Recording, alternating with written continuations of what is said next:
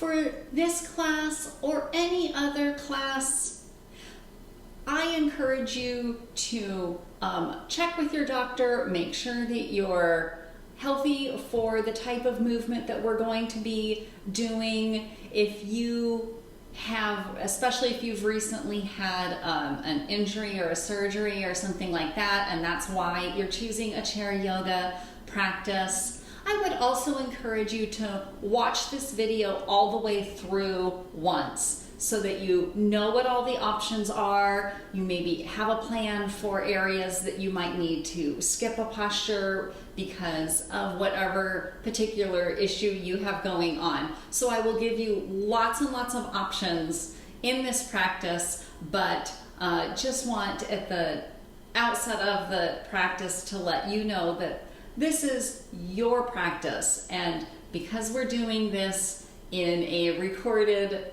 setting, I can't see you and know what your needs are. So you are needing to take care of yourself and make any type of movement that you do work for you. Okay, ready for the class now. Hello.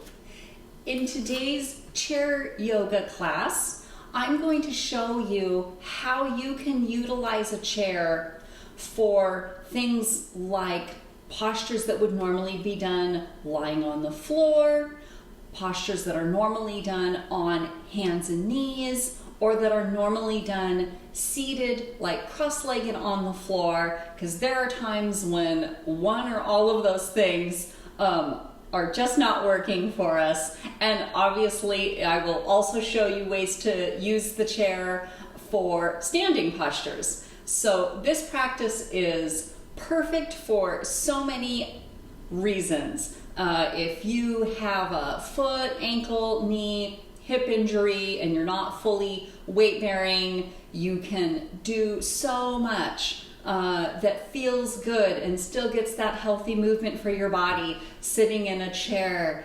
If you have a hand, wrist, elbow, shoulder injury and weight bearing on the hands is not a good option, you can get so many of those same types of movements in without having to have weight on your hands. It's perfect for if you struggle with bouts of vertigo. Definitely laying flat on the floor and getting up and down off the floor are real triggers, I know, for folks that have vertigo. So to be able to do the kind of things that you would normally do, even on the floor in a yoga class, without having to get up and down off the floor is a great option. And just anytime, any reason that you have difficulty, range of motion or otherwise with balance, getting up and down off the floor, the chair can be used the entire time, or we will have the option to do some standing postures just using the chair for stability. So you are always able to use the chair as much or as little as you need in a chair-based yoga class, knowing that it's always there for you. If you have a really regular, strong, flow-based yoga class and you're needing to avoid weight bearing, for a foot or ankle type of an injury, I already have a video on this channel for that, where I do the sun salutations and standing postures for the Ashtanga Yoga primary series, seated in a chair in an ankle boot. So you might want to check out that video. And if you have a recent like hip or knee surgery and are really needing to avoid even things like not just weight bearing, but lifting the leg, twisting from the hips, folding from the hips, I actually have a video on this channel also that addresses returning to your practice after hip surgery and takes all those considerations into the practice. So if that describes you, you might want to check out that one. And if you're still here, this is more of a generic, all-purpose chair-based yoga practice. So I have a sturdy chair I have a kitchen chair. A chair without arms is ideal. And I want to make sure that the chair is going to be stable. It's not going to slip, especially if you're doing the portions where you're standing and you're using the chair for some stability. So since I'm on a hardwood surface here, I have the chair on a yoga sticky mat, so it's not going to slip. And because I am going to be doing some standing options, I also want to make sure that my feet aren't going to slip. So a yoga mat is great for that. If you have some other, like if you're more comfortable with, you've got shoes on carpet and you know that you can move your feet and take your feet wide and they're not gonna slip out from under you, you're good to go. If you're using a yoga mat, it does work better with bare feet. Or maybe if you have to wear socks, the socks with the little grippies. It's not very stable with slippery socks, or it's too stable and can be uncomfortable with shoes. So that's why yoga is usually done barefoot on a yoga mat. All right, so I also have, the only other thing I have is a cotton blanket, a firm cotton blanket on the chair. So I've got this on here for several reasons. One reason is it's a hard surface on my chair. It's not a padded chair, and I'm sitting all the way forward toward the front of the chair. I'm not using the back of the chair for support. I want to use my core muscles for support, and when I do that, I feel like that kind of front edge of the chair like bites into the back of my legs. So one reason is comfort, but another reason for some firm cotton blankets or cotton towels, something firm, not squishy like a pillow, is so that you can adjust your height in the chair. So depending on how tall you are, or if you have something going on with the hip or the knee and being at a like straight 90-degree angle is too much of a bend and it's uncomfortable, you can put as much height as you need under your bottom so that you can make that space wider for the hips, a little wider for the knees. You just want a position that's comfortable for you to be able to sit upright where your feet can still be flat on the floor. So get what you need for your setup for that, and we'll be ready to go. That's all you need.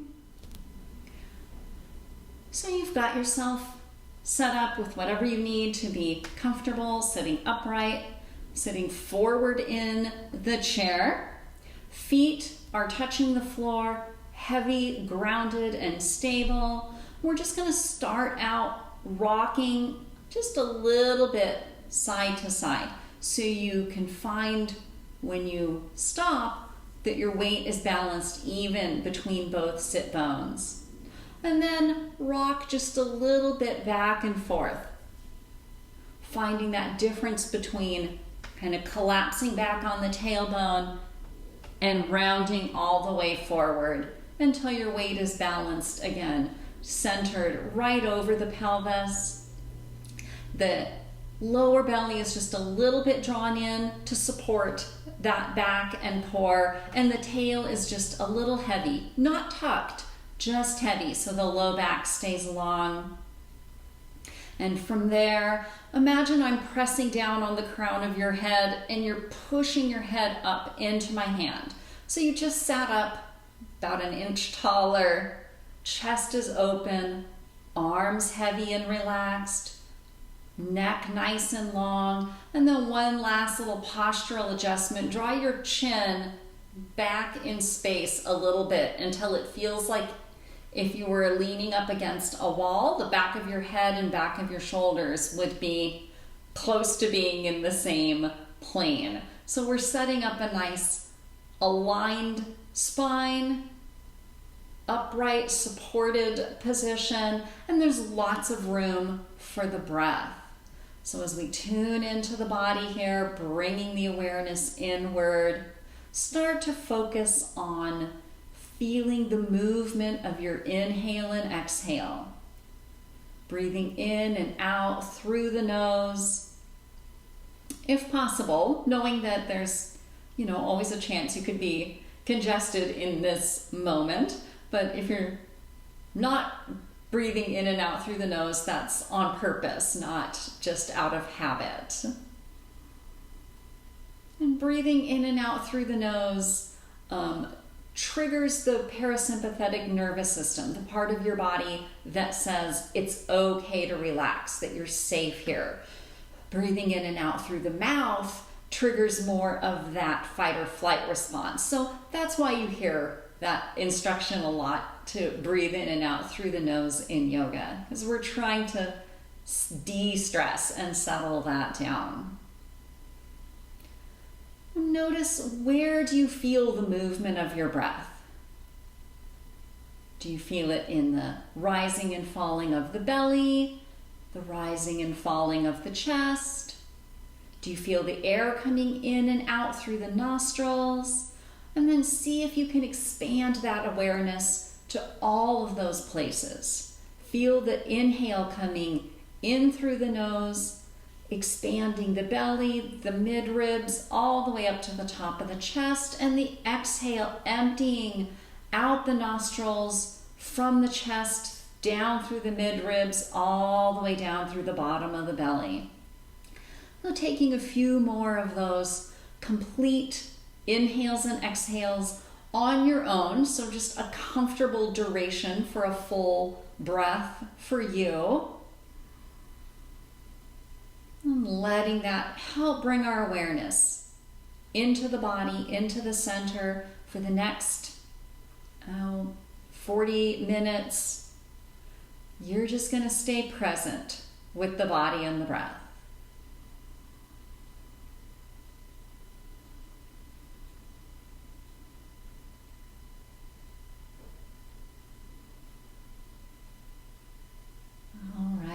Finishing the breath you're on and bringing some movement into the body with the breath. Release the arms down at the sides.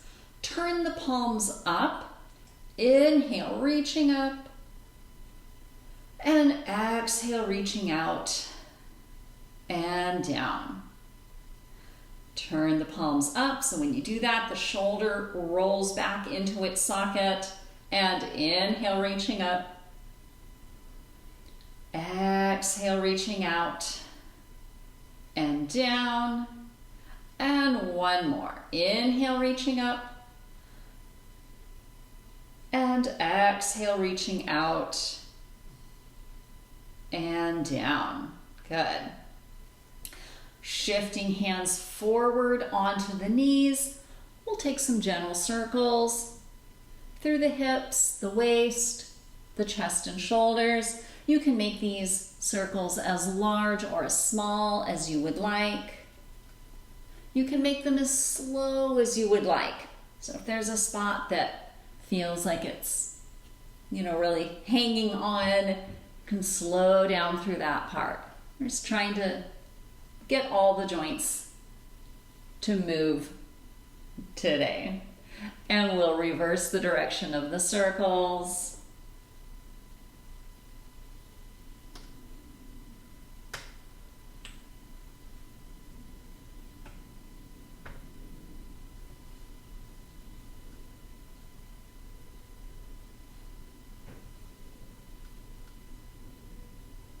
All right, settling back in to your nice even seated position, continuing to warm up the spine with some cat stretches. So this can definitely substitute for hands on the floor and hands and knees cat stretches to bring extension and flexion into the spine. With your weight shifted a little bit forward onto your hands on your knees, moving with the breath on the inhale, lift the chest. Keep your eyes down your nose so the neck isn't overextending. And exhale, tuck and round. And continuing with your breath. Inhale, lift. Exhale, tuck and round. See if you can feel like all parts of the back are moving in both directions here. Exhale, round. 2 more. Inhale, lift. Exhale, round. Inhale, lift. Exhale, round. And we're going to stay in this rounded position, hands pressing down on the thighs, chin maybe drawing in a little bit toward the throat, hollowing through the belly, broadening across the shoulders. And imagine this substituting for, if you're used to a regular on the floor yoga class, this can substitute for a child's pose, an extended child's pose, active through the arms, releasing through the head.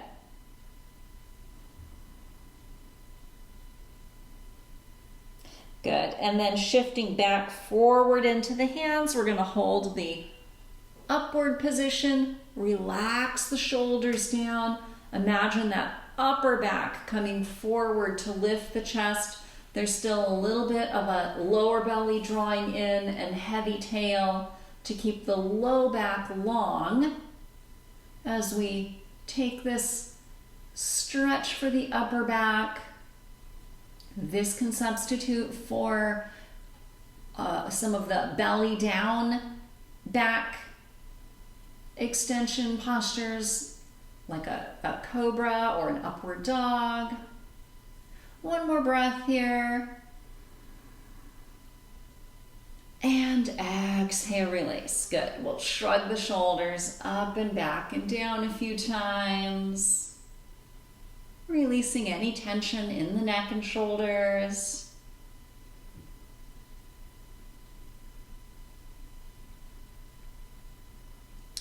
Imagine you're pressing up through the crown of the head then. And draw your chin in toward the throat. Gently rock the head, little half circles, side to side. Chin toward the chest, ear toward the shoulder, chin toward the chest, ear toward the other shoulder. These movements can be as large or as small as you would like. And they can be as slow as you would like. Again, pausing anywhere that needs a little extra time. You might find that range of motion gets a little larger after you've done a few. Or not. You're staying present with your body, listening to what it's telling you.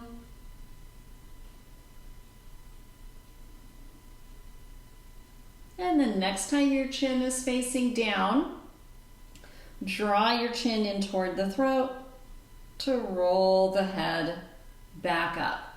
And we're back in our nice, aligned, upright, seated position. Release the hands down, turn the palms up. Inhale, reaching up. And exhale, rotate to the right. Inhale, reaching up. Exhale, rotate to the left. Inhale, reaching up. Exhale, rotate to the right.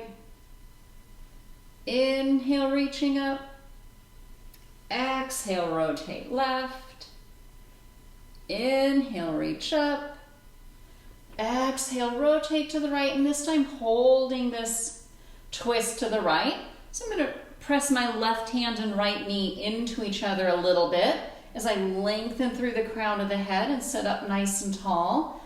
And feel that left shoulder blade broaden away from the spine. Arms are heavy, neck is long, little bit of that heavy tail, belly in, so the low back stays long as you rotate through the spine.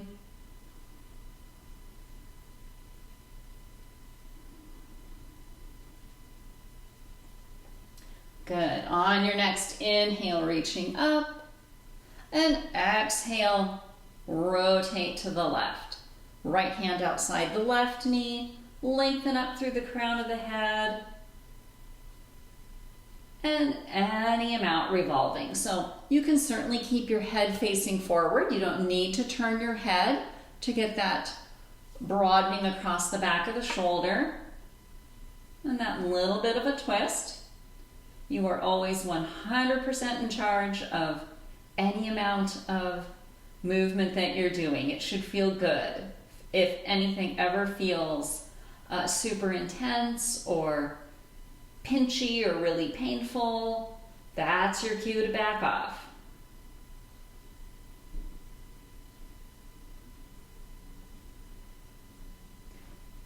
Good. Coming back to the front.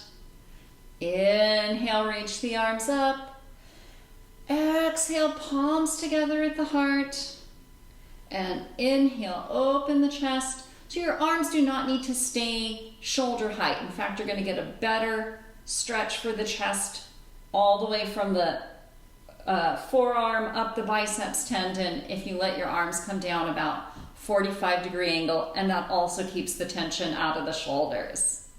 So we're reaching back, maybe even turn the thumbs to face back. And exhale, round and reach forward. Pausing here for a couple of breaths. And then we're gonna move with breath through that chest opener. Inhale, reach back. Exhale, round and reach forward. Inhale, open. Exhale, round. Inhale, open. Exhale, round. One more. Inhale, open. Exhale, round. Inhale, open. And palms together at the heart. Relax the shoulders down. Step the feet out a little wider. Just gonna take some forward folds here. So this can mimic standing forward folds or sun salutation type movements.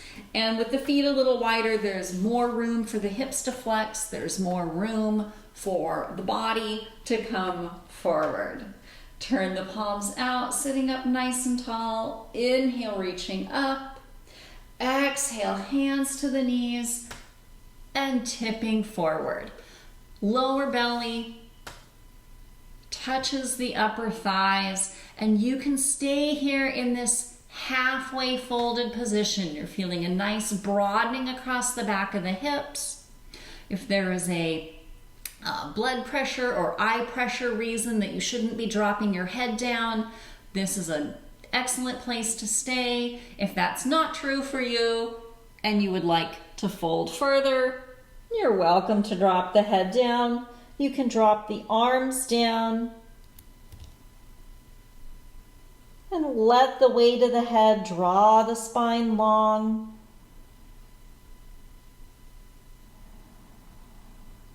Where do you feel the movement of the breath in this position?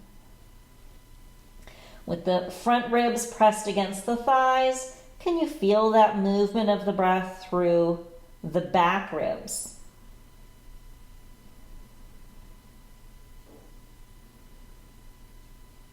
Good. Bringing hands back onto the knees if you took them off.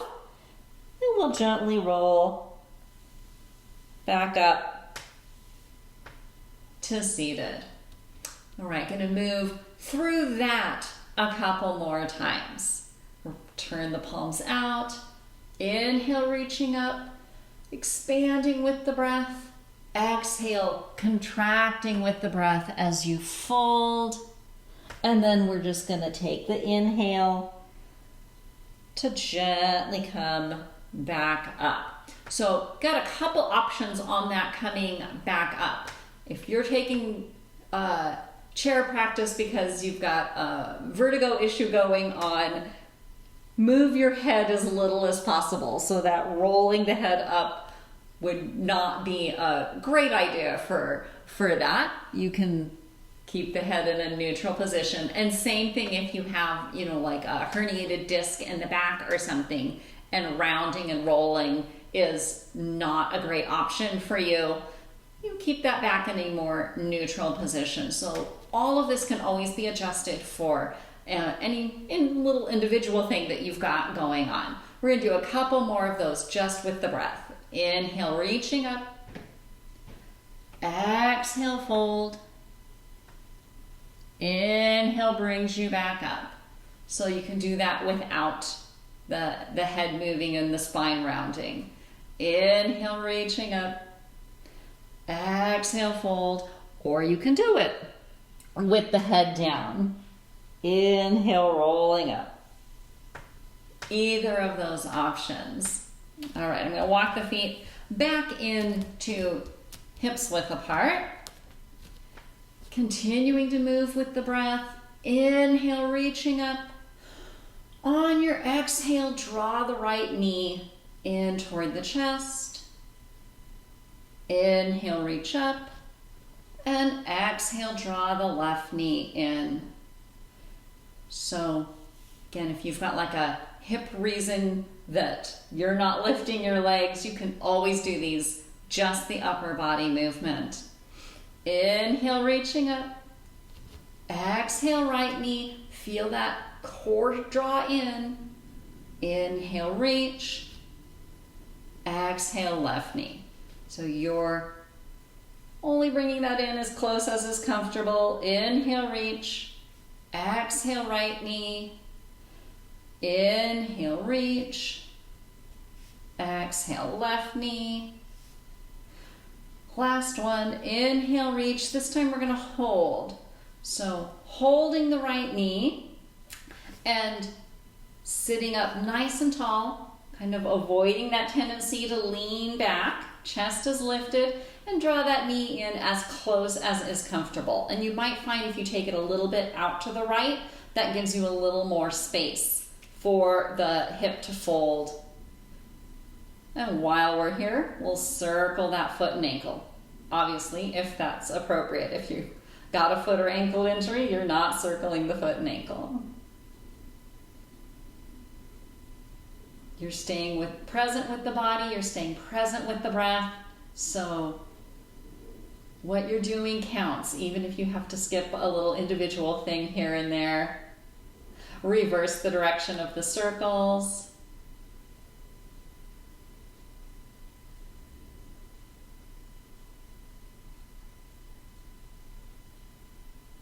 And set that foot down. Second side. Inhale, reaching up. Exhale, left knee, sitting up nice and tall. Maybe experiment with taking that knee just a little bit out to the left and see if that gains you a little more space to close the hip. And we'll circle the left foot and ankle if that's appropriate.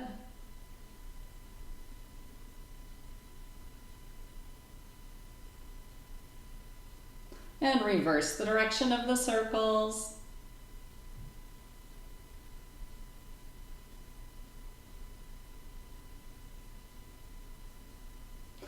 And releasing on that side. Good. So we are ready to get up and do some standing postures using the chair to prevent having to get all the way up and down off the floor. And for stability, I want to show you the options for doing this next sequence, staying seated in the chair, if that's more appropriate for you. So one thing is downward facing dog, right? There's a lot going on there. You got full weight bearing in the hands and you're, on the floor. So a downward facing dog, couple of options. One can be this position, this kind of starting position with the neck long, chest lifted, spine long, hands actively pressing into the knees. You're mimicking the length in the arms, the length in the spine, and that length in the back of the neck that you would be getting in a downward facing dog. Another option, if your shoulders are happy with it, is arms reaching up. And then imagine that your hands are pressing forward into something with that long arms, long spine, active through the arms, chin slightly tucked so the back of the neck is long. So those are two options to replace a traditional downward dog. And if you're not sure what I'm talking about, downward dog is this position and that child's pose that can substitute for a downward dog is this position. And so in both the options that we were just doing, you're mimicking and you're getting all the benefits of that long active arms, long spine, long back of the neck.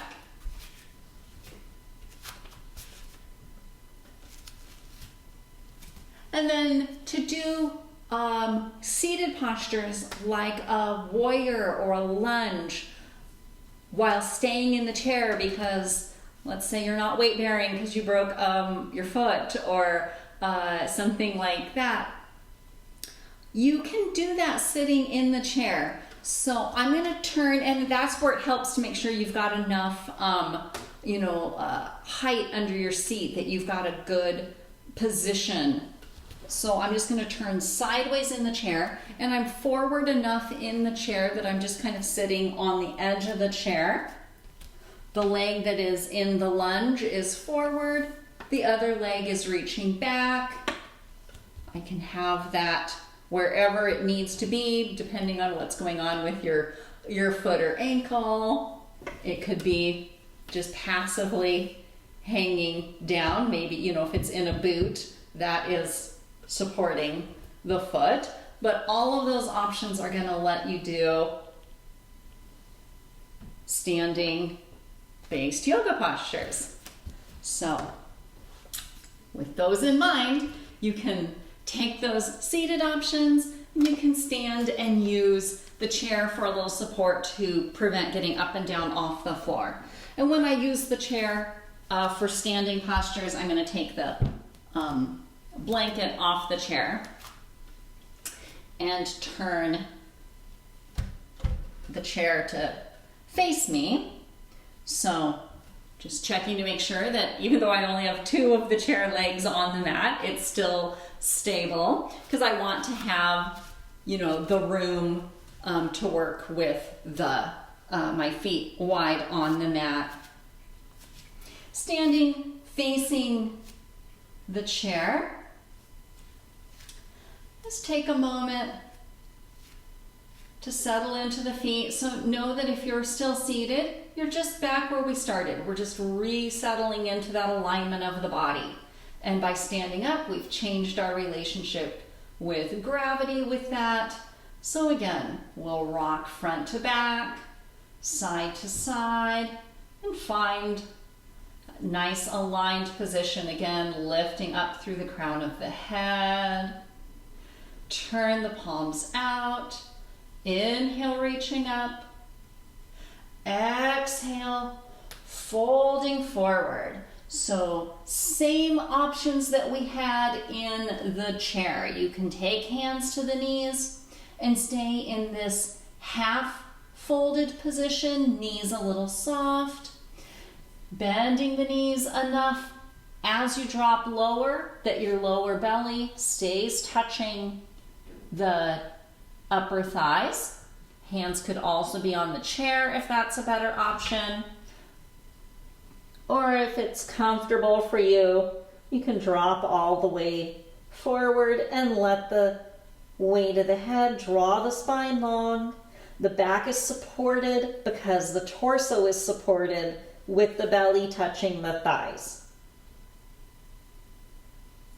So that might mean bending the knees a little, it might mean bending the knees a lot. Now we're going to come back up the same way that we did seated also, taking hands back to the chair or the knees to bring yourself back up, either rolling one vertebra at a time or keeping the flatter back, head lifted option. So that's a forward fold that can be done either in the chair or standing. Adding that downward dog to this. So remember your seated downward dog options, and you can use them standing with the chair as well. Inhale, reaching up. Depending on how tall you are and how tall your chair is and how far you're folding, you've got lots of options with the chair. You could take hands to the back of the chair and walk your feet back until they're under the hips, and then that same long arms, long spine, relaxed neck. We've just added lengthening in the backs of the legs. Maybe you take hands to the seat of the chair,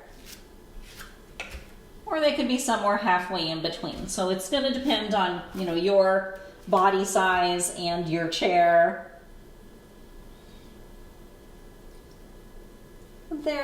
Imagine you're squeezing a beach ball between those forearms. So the arms are active, reaching back through the thighs, knees a little soft, not locked. And then bringing a lunge into this. If you're standing here with me, you can take 1 or 2 steps to get that right foot all the way forward. If you're staying in the chair, you'll do what I just showed you and spin yourself around so you can get yourself in a lunging position using the chair. And grounding your back foot. So if you feel wobbly, walk that right foot a little bit further out to the right so you've got more lateral space between your feet, and you can still use the chair any amount you need to. You could have it turned around to have the back closer if that higher option of the chair is good for you. And you're noticing this opening in the front of the hip flexor on the left side, and as you press down through the heel, you'll notice a lengthening in the calf on the left side. And you can stay with any amount of support of the chair you need. If you feel steady, reaching the arms up into a warrior. Heavy tail, belly in.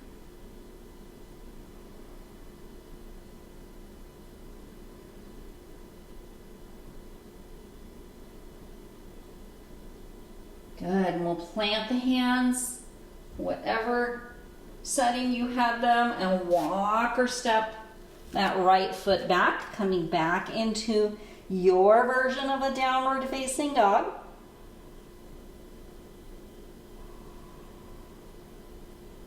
Finding length and stability here, returning awareness to the breath.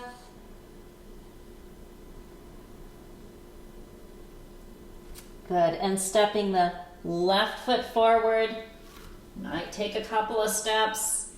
You want it far enough forward that the knee kind of stops right on top of the ankle. If the knee is coming way forward more than the ankle, that puts a lot of pressure on the front of the knee. So getting that forward, rotating the right heel down toward the midline so that the foot is grounded. Maybe stepping that left foot a little bit out to the left so you feel balanced. And whether you're doing this seated or standing, you're noticing the opening in the front of the hip flexor and the length in the back leg, especially back through the calf.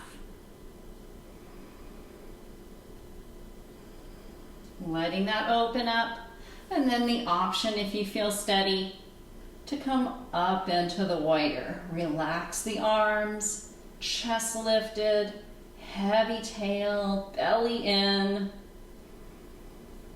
breathing fully.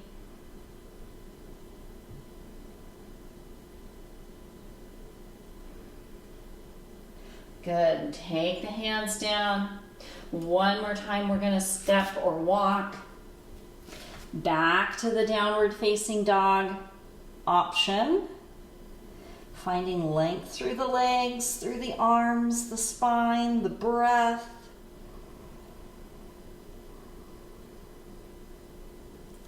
And coming all the way forward. Hands pressing either into the knees if you're seated or into the back of the chair if you're standing for that chest lifted, upright cat position. Upper back moving forward toward the chest. Give the head a little wiggle side to side. Make sure you're not holding any tension in the neck and shoulders as you open the front of the chest, any amount. And relax.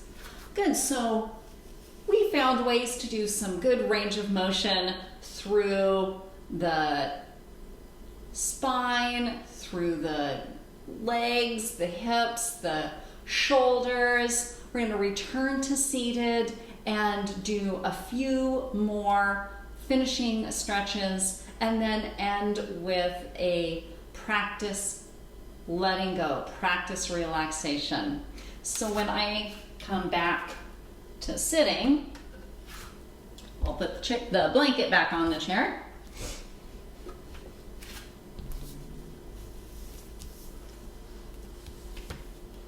And finding, once again, that nice, upright, level, balanced, seated position. And we'll take a few final stretches from here. All right, taking a few moments to move through the body a little bit more. Find that even, seated position. Settling in.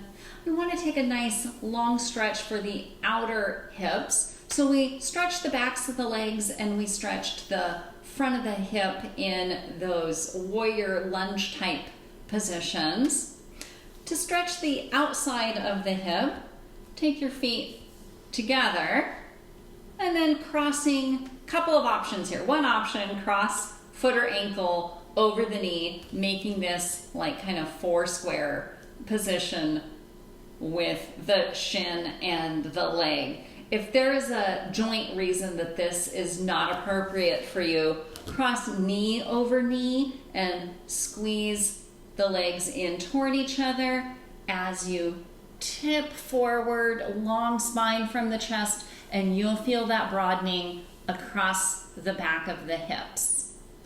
If you're in this foot or ankle over knee position, keep the foot and ankle flexed and active. That'll keep the knee from twisting.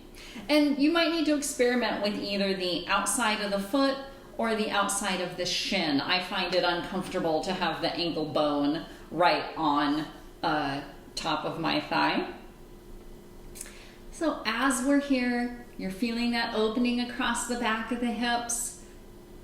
If you're not, just a wee tiny tip forward and you'll probably feel that stretch in the hip. You could even rock just a little bit if a little rhythmic motion would help that area loosen up a little bit more. Nothing intense, nothing that feels like it's causing so much stretch that the muscles recontract to try to protect the joint. That's not helpful then. If that's what you're feeling, back off until you're at a spot that you feel like the muscles are decontracting and relaxing. We're staying here a little bit longer than some of the other stretches because there's a lot of dense tissue in there that takes some time to be able to let go. It's our primary mover through the hips. All right, setting that side down, and same options second side. There might be a reason that you're choosing one option on one side and another option on the other side. So setting up whichever option you're choosing. If you're choosing this option, that foot and ankle stay flexed. So the foot kind of wants to like turn in, and that puts the knee in a awkward position. Keeping that foot and ankle flexed and active, sitting up nice and tall, maybe a little tip forward, just noticing on this side.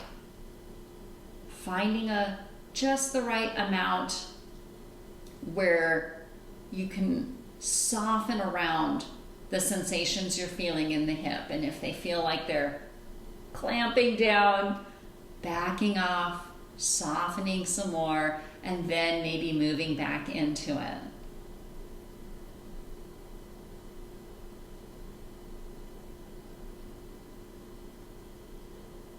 And again, maybe that little bit of rhythmic motion.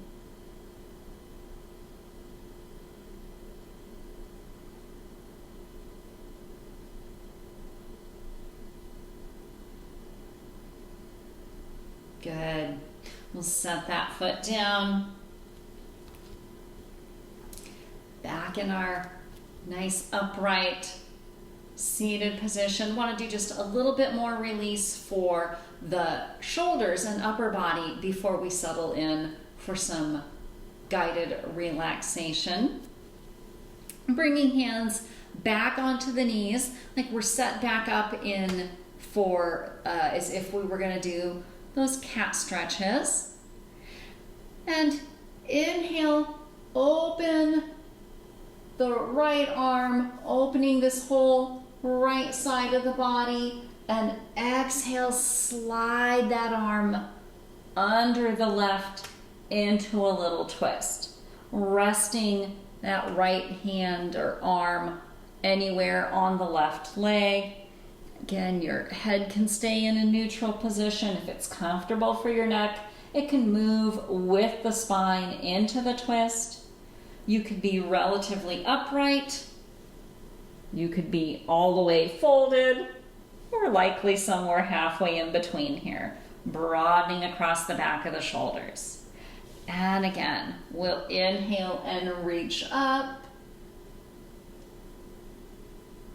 And exhale, release. And we'll do that on the other side. Inhale, reaching up through the left arm, finding length through this whole side of the body. And exhale, slide the arm under, resting it anywhere on the right leg. And you are 100% in charge of how far you rotate into this twist or how much of a fold you add with the twist. Broadening across the back of the shoulders. Good. And again, we'll inhale and rotate up, opening, and exhale, release. Shrug the shoulders up and back and down. One more time, just a few circles through the hips, the waist, the chest and shoulders. Reverse the direction of those circles, just making sure that we've released any tension that we caused through that core with all the support that it was doing. And one final set of circles, one last set of joints to address. Rolling as large a range of motion as is comfortable through the hands and wrists. And reverse the direction of those circles.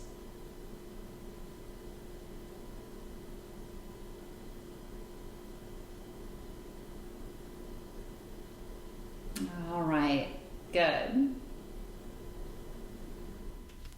So setting up for our relaxation time, we get to practice relaxing at the end of the class, and that's so important to be able to learn to relax when you want to and not have to rely on your body and mind only being able to let go and relax when you fall asleep. It's not as easy as it sounds, and it's something we have to practice.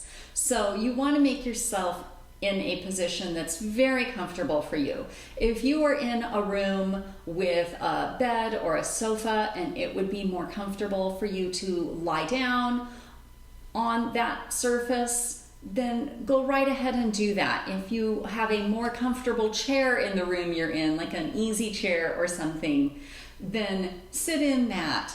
If you're staying in the yoga chair, you do want to sit all the way back in the chair so that you've got the support and you can completely relax. And when I do that, I need to move the blanket from underneath me to under my feet because I'm a little short, and when I sit all the way back in the chair, my feet don't comfortably touch the floor. So you might need something under your bottom and under your feet.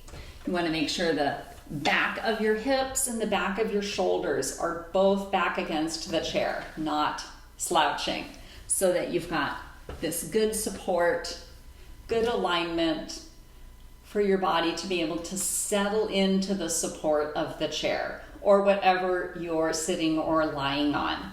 So I'm going to tune in and feel the weight of my hips and legs relax down and accept the support of the chair, the weight of my feet on the floor, pressing down.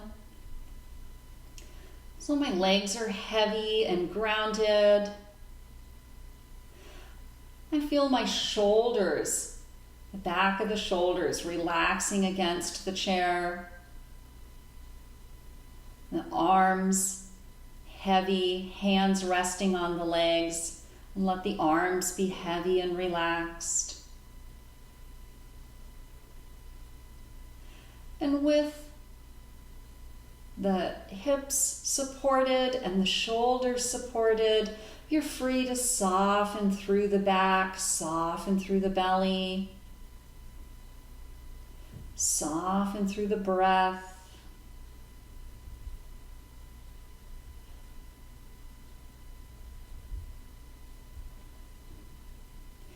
And with the shoulders and the length of the spine supported by the hips and back being soft, you can relax through the head and neck. Soften the eyes.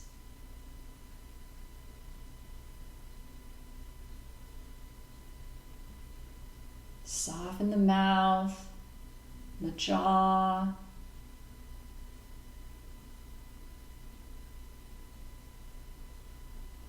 Consciously relaxing through the neck and throat.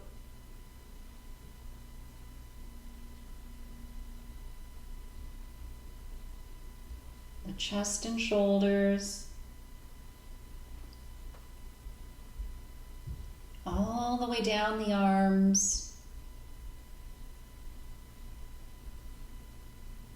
Consciously soften through the palms of the hands.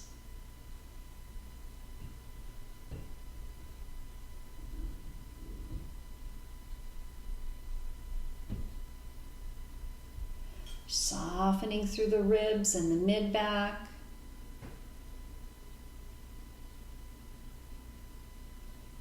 The belly and the low back. Heavy and relaxed through the hips and pelvis. The upper legs. The lower legs. All the way down to the bottoms of the feet. Practicing letting go.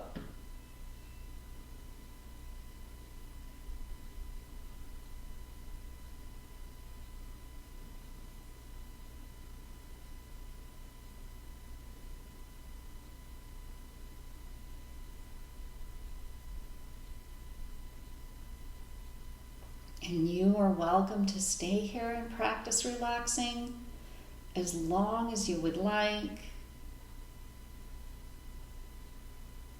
When you're ready to move on with your day, just gently bring your awareness back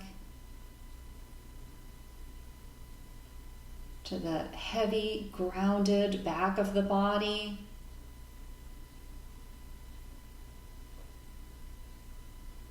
Bring your awareness back to the movement of the breath, following once again the movement of the inhale and exhale.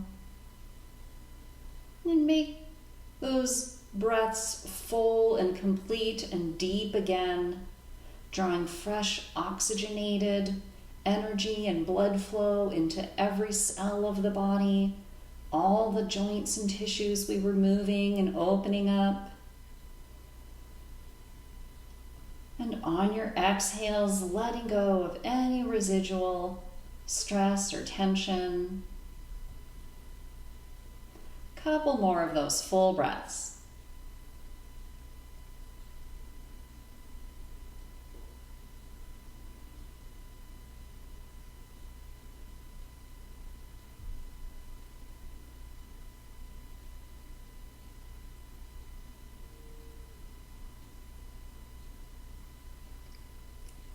Good, and when you're ready, bring small conscious movement back into the body, maybe wiggling fingers and toes, circling wrists, maybe feet and ankles, a little bit bigger movement. Take one full inhale and we'll again reach the arms all the way up overhead for a final stretch, and exhale, reaching out and down. I hope you found something of value in this practice today, something that you can take with you into the rest of your day, into the rest of your week, anytime you need it. Just the ability to know that in just a couple of breaths, you can settle in, get yourself grounded, move in some ways that feel good and healthy and nourishing for your body. Thank you so much. Namaste.